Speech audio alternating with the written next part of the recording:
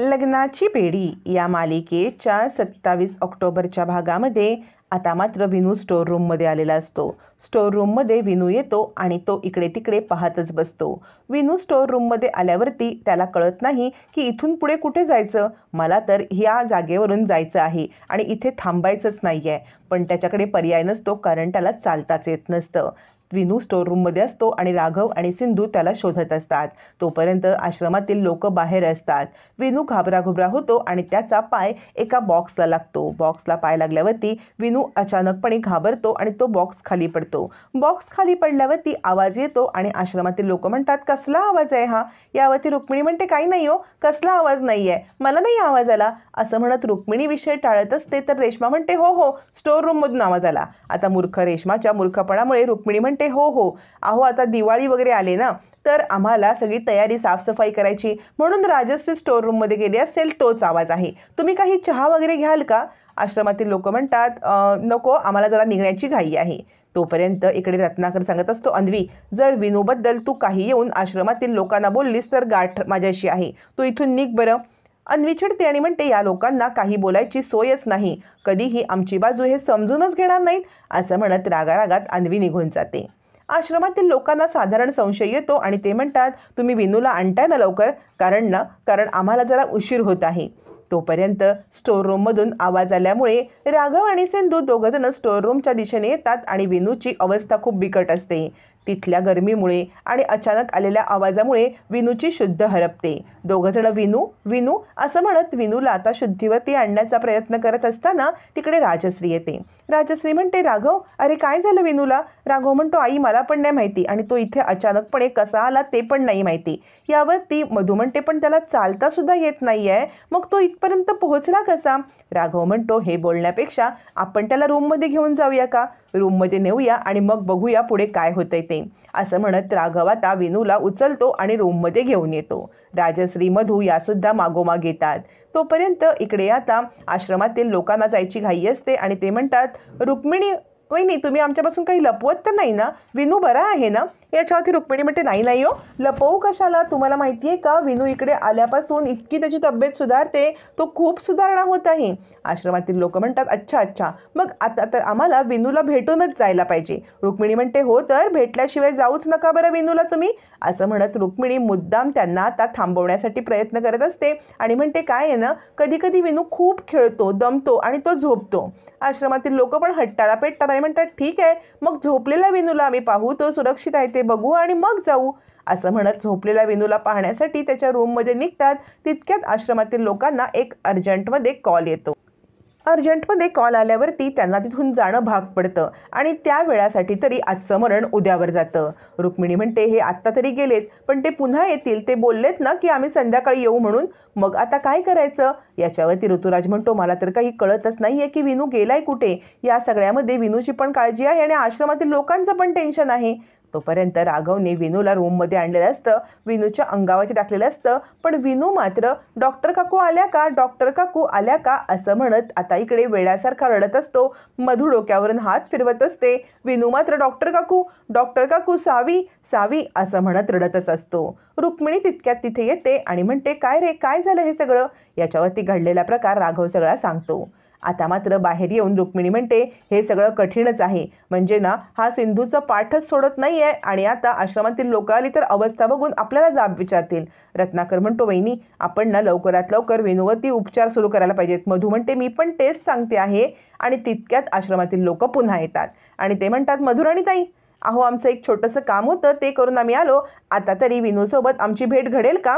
कारण आमच्या सर्वेचा तो एक पार्टच आहे हो, आम्हाला विनूला भेटायलाच लागणार आहे, कुठे आहे विनू असं म्हणत आश्रमातील लोक आता खनपटीला बसल्यासारखी विनूला भेटल्याशिवाय जाणारच नाही अशा आविर्भावात असतात। आणि इकडे रत्नपारख्यांना विनूला अशा अवस्थेमध्ये कसं आणावं हा प्रश्न पडलेला असतानाच राघव मात्र बिनधास्तपणे विनूला घेऊन बाहेर येतो।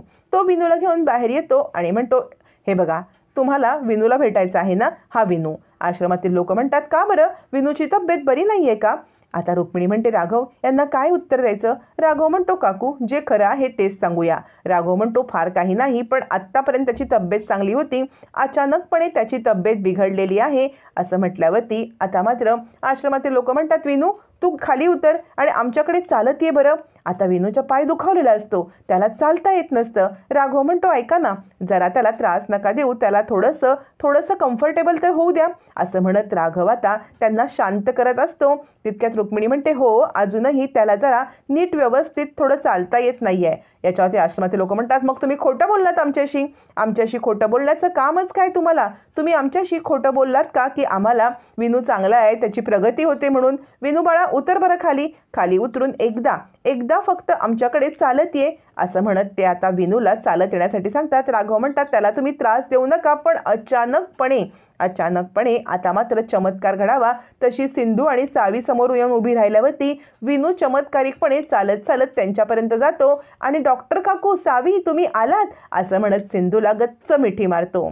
आता आश्रमातील लोकांना विनू ठीकठाक आहे, तो चालतोय हे समजल्यावरती ते पण खुश होतात आणि इकडे आता सिंधू आणि सावीला बघून विनू पण खुश होतो. मात्र सगळ्यांचे धाबे दणाणतात ते रत्नपारख्यांना सिंधूला समोर बघताच खूप मोठा धक्का बसतो. विनू म्हणतो, डॉक्टर काकू, तुम्ही आलात, मला किती आनंद झाला. आणि तो सिंधूला गच्च मिठी मारतो. सिंधू त्याला जवळ घेते आणि बाळा, हो, मी आले असं म्हणत सिंधू आत येते खरी. रत्नपारख्यांना खूप मोठा धक्का बसतो, पण आश्रमातील लोकांच्या पुढे काही बोलता येत नसतं. मधू पुढे येते आणि म्हणते, या डॉक्टर या, आणि तुम्ही इथे विनूच्या डॉक्टर आहात, तशाच राहा बरं का असं म्हणत टोमणा मारत ती सिंधूला आत घेते. सिंधूची एंट्री होते आणि आता आश्रमातील लोक म्हणतात, विनू व्यवस्थित आहे, मग आम्ही निघतो असं म्हणत आश्रमातील लोक आता विनूला व्यवस्थित बघून निरोप घेऊन सगळ्यांचा निघतात. घरामध्ये मात्र टेन्शनचं वातावरण असतं. सगळ्यांना आता मात्र सिंधू अचानकपणे इकडे आली हा धक्का सहन होत नसतो आणि त्यांना सिंधू ज्या वेळेला घर सोडून गेली तो प्रकार अचानकपणे आठवतो. सिंधूने घर सोडताना जो निर्णय घेतला होता तो निर्णय आठवतो आणि सगळेजण खूप भावूक होतात. आता मात्र राघव सिंधूकडे पाहायलाच लागतो. तोपर्यंत इकडे विनू म्हणतो, डॉक्टर काकू आणि सावी, तुम्ही आलात, मला किती आनंद झाला म्हणून सांगू. मग सावी सुद्धा राघवला मिठी मारते आणि म्हणते, पोलीस काका, तुम्ही असे अचानक का बरं निघून गेला होतात? मला किती तुमची आठवण आली माहिती आहे का? याच्यावरती राघव म्हणतो, खरं तर खूप महत्त्वाचं काम होतं बाळा, म्हणून मी गेलो होतो. सिंधू म्हणते, तू एक काम कर बरं सावी, तू जा ना, तू इकडे खेळ जा बरं असं म्हणत ती सावीला सगळ्या या प्रॉब्लेमपासून लांब ठेवण्याचा प्रयत्न करत असतानाच इकडे आता सगळेच जण सिंधूकडे भूत बघितल्यासारखे पाहत असतात आणि राजश्रीला सिंधूची अवस्था म्हणजे सिंधू गेल्यावरती राघवची झालेली अवस्था आठवते. राघव दारू प्यायला लागलेला असतो. राघव रोज नशेमध्ये घरी येत असतो, रोज गडबडत असतो आणि सिंधू कुठे गेलीस असं म्हणत असतो. हे सगळं तिला आठवतं आणि सिंधूवरचा तिचा राग उफाळून येतो. आता मात्र सिंधू सगळ्यांच्याकडे पाहते आणि म्हणते, आई. त्यावर ती राजश्री म्हणते, खबरदार मला आई म्हटलीस तर. आई म्हणण्याचा अधिकार तू कधीच गमावलायस. सावी हे सगळं ऐकते आणि म्हणते, आई, तू या सगळ्यांना ओळखतेस का? हे सगळेजण तुला आधीपासून ओळखतात का? मग मात्र सिंधू गडबडते. सिंधू म्हणते, सावी, तू एक काम कर, विनूसोबत बाल्कनीत खेळ जा. विनू म्हणतो, डॉक्टर काकू, तुम्हाला कसं माहिती हो की आमच्या घराच्या इथे एक बाल्कनी आहे आणि तिथे खेळायला जा, तुम्ही कसं काय सांगताय? सगळेच जण गडबडतात. सिंधूला सगळं माहिती आहे, सिंधू या घरात राहून गेलेली आहे हे विनू आणि सावीला माहीत नसतं. दोघांनाही खेळायला पाठवल्यावरती विनू म्हणते, मला बघून तुम्हाला आनंद नाही का झाला? याच्यावरती रुक्मिणी म्हणते, नाही झाला. तुला बघून आम्हाला अजिबात आनंद नाही झाला, कारण तू या घरातून जाताना या घराची सुखशांती, आमच्या राघवची विचित्र अवस्था केलीस आणि या घराण्याचा वंशज अंकुर याला सुद्धा हिरावून नेलंस. त्यामुळे तुला बघून आम्हाला आनंद होण्याची तुला मात्र शंका नाही आहे. आम्हाला बिलकुल आनंद नाही झाला असं म्हणत रुक्मिणी बॉम्ब फोडते आणि सगळ्यांच्या समोर सिंधूला पाहून आपल्याला आनंद न झाल्याचं सांगते. सिंधू मात्र बिचारी उदास होऊन हे सगळं पाहत बसते आणि आपल्याच घरात आपलं झालेलं हे स्वागत बघून सिंधूला खूप वाईट वाटतं. ती रडायला लागते. तोपर्यंत इकडे मधूने सिंधूला बोलवलेलं असल्यामुळे राघव चिडलेला असतो. राघव आता एक ब्लँक चेक घेतो आणि म्हणतो, हे घ्या, हा तुमचा चेक. याच्यावरती तुमची जी व्हिजिटिंग अमाऊंट आहे ना, तुम्हाला वाटेल ती व्हिजिटिंग अमाऊंट टाका आणि इथून निघा. विनूच्या ट्रीटमेंटसाठी आम्हाला तुझी काही गरज नाही आहे.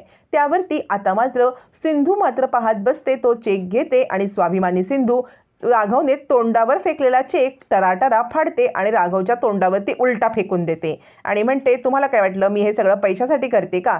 तुमच्या पैशाची मला गरज नाही आहे आणि आता मी विनूची ट्रीटमेंट करणार नाही. विनूची ट्रीटमेंट करणार नाही असं म्हणत बॅग घेऊन सिंधू निघते.